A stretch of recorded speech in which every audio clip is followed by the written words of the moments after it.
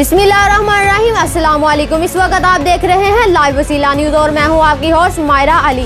तो आइए देखते हैं आज की ताज़ा इलाकाई खबरें। तीखे रंग होली के जिसमें न सिर्फ हिंदू बल्कि मुस्लिम कम्युनिटी भी होली के त्यौहार को जोशो खरोश से मना रहे हैं। पाकिस्तान भर की तरह कदीमी मंदिर बहावलनगर में होली की खुशी में सब ने मिलकर केक काटा।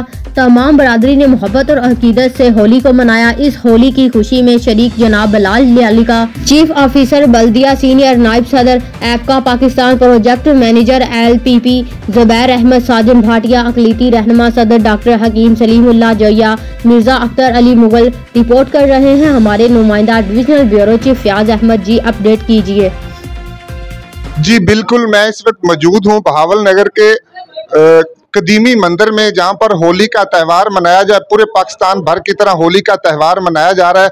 तो यहाँ पर हिंदू रहनुमा साजन भाटिया और दीगर जितने भी वाल्मीकि फैमिलीज हैं, उनके साथ मुस्लिम कम्युनिटी भी होली का त्यौहार मना रही है। और इस्लामाबाद से असफद यार भंडारा की तरफ से नौमान साहब तशरीफ लाए हैं, उनसे जानते हैं इस त्यौहार के बारे में। जी, सबसे पहले तो बहावलनगर की हिंदू बरादरी को होली की ढेरों शुभकामनाएं। और ये एक खूबसूरत रंगों का त्यौहार है जो कि पाकिस्तान भर की तरह बहावलनगर में भी मनाया जा रहा है। लेकिन बहावलनगर में की मुनफरिद बात यह है कि यहाँ पे होली का त्यौहार सिर्फ यहाँ की लोकल हिंदू बरादरी नहीं मना रही, बल्कि यहाँ पे मजहबी सांझ देखने को मिली, जहाँ पे मकामी सियासी रहनुमाओं ने, इंतज़ामिया के ओहदेदारों ने, आला अफसरान ने यहाँ पे शिरकत की और हिंदू बरादरी को होली की मुबारकबाद दी।